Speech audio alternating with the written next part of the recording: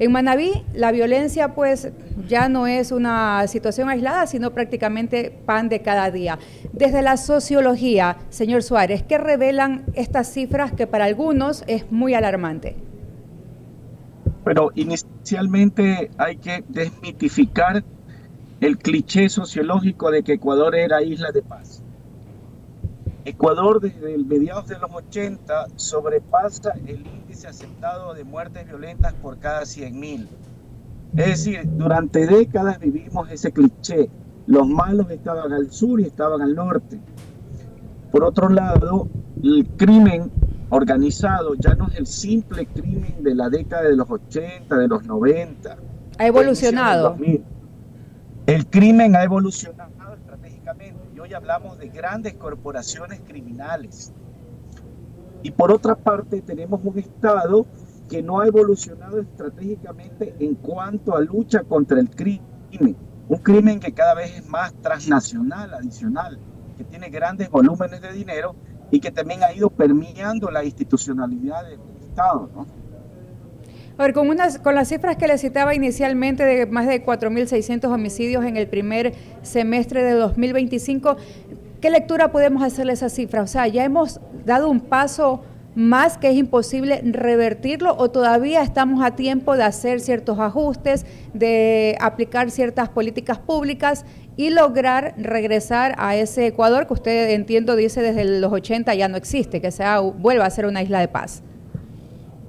Bueno, yo considero que primero el Estado tiene que tener objetivos claros. El, el número uno es recuperar la legitimidad y exclusividad del uso de la fuerza y la violencia por parte del Estado. Hoy no es exclusivo del Estado, lo tiene el crimen. Por otro lado, el control territorial por parte del Estado y también la capacidad punitiva del Estado. Por lo tanto, hay que combatir la impunidad a nivel del sistema de justicia. Considero que el Ejecutivo está haciendo algunos esfuerzos importantes. Sin embargo, también esto responde a, a un problema o un fenómeno estructural. No se puede solucionar esto si tampoco se crean condiciones para proyectos de futuros de los jóvenes, que hoy en día son víctimas también de este fenómeno de violencia, ¿no? Entonces, por un lado, esos objetivos estatales y por otro lado también tiene que haber calidad de salud, calidad de educación y hay que crear condiciones para el empleo. Es decir, es un proyecto que requiere de liderazgos políticos, empresariales, académicos. Es un fenómeno que tenemos que afrontarlos todos desde donde nos encontremos, ¿no? ¿Esa sería la única estrategia para que el Estado vuelva a recuperar el poder que usted mencionaba hace un momento? Bueno, hay varias, ¿no? Algunas, el presidente está avanzando en conversaciones a nivel geopolítico. Esperemos que le haya, que le dé buenos resultados en términos de apoyo logístico, en términos de equipamiento tecnológico para inteligencia. Es decir, ese tema geopolítico es importante, porque mire usted, si nosotros analizamos el fenómeno de la cocaína, por ejemplo, a nivel geopolítico, Colombia produce 3 veces más coca que décadas atrás, y Ecuador está en medio del 85% de la producción de coca. Es decir, Colombia produce el 60% de la droga del mundo y Perú produce el 25% de la droga del consumo del mundo. Entonces nosotros somos un estado tapón en medio de los dos más grandes productores de droga. Pero este fenómeno también tiene que ser atacada tanto la cadena de producción de cocaína como la cadena de comercialización de cocaína. Y no pensar que los malos estamos aquí en Latinoamérica, sino que también hay que ampliar el combate hacia Occidente, que es donde más consumen, ¿no? Pues entonces, dicho así, sonaría que el trabajo debe ser integral, ¿no? No solamente porque los esfuerzos que haga el país quedarían como prácticamente en tierra infértil, sino se trabaja también desde nuestros países vecinos, Colombia y Perú, que son los que usted acaba de mencionar. Así, Colombia, Perú, pero también alrededor de los países consumidores. ¿Cuáles son los principales receptores del consumo de droga? Norteamérica, Europa, y hoy en día la droga, el kilo de droga en países de Medio Oriente y Asia vale mucho más que el oro.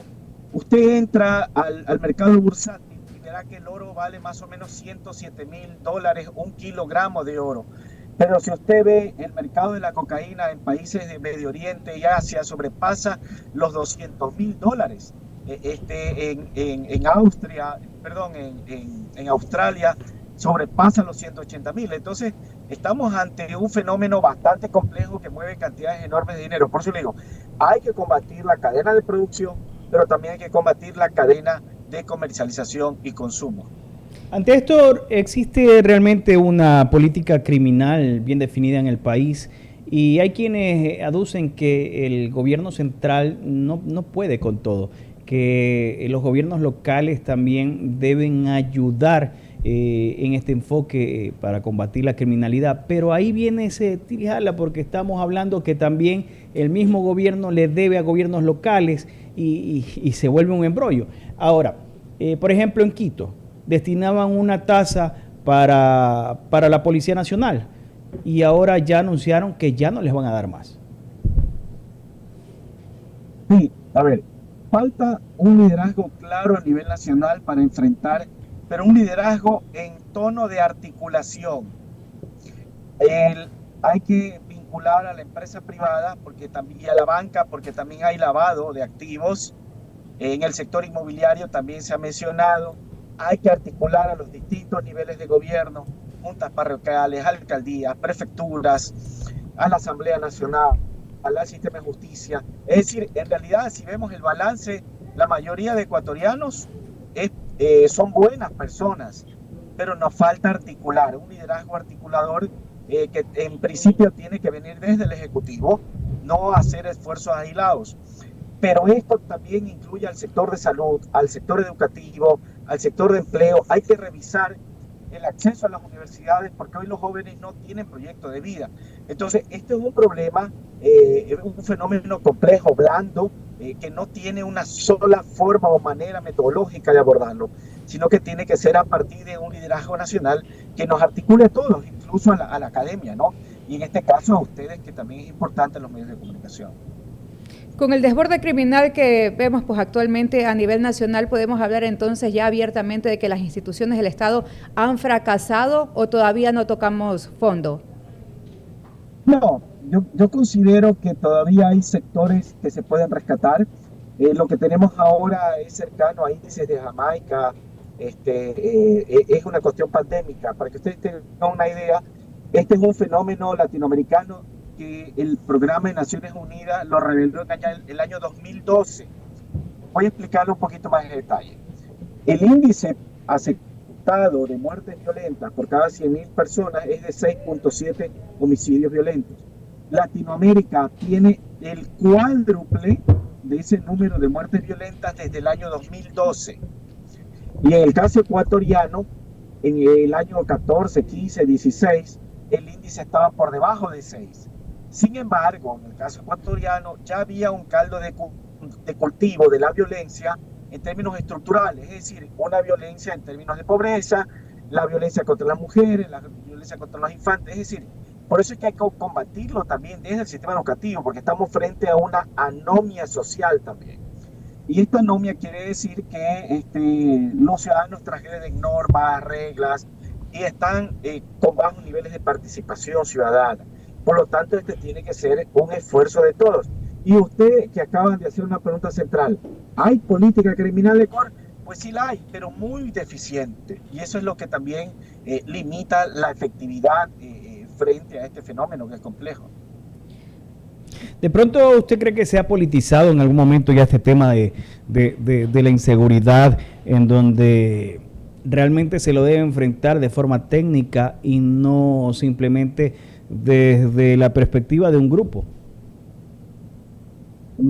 La politización no está mal, porque justamente hay que llevarlo a lo político, al espacio de la deliberación de lo político, para después aterrizarla en una política.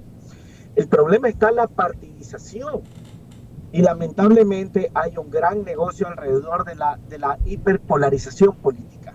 Esta polarización, que yo lo digo de manera jocosa, Borrego Florindo, que en las últimas décadas ha impuesto agenda de debate pública, se han tomado los espacios de representación política.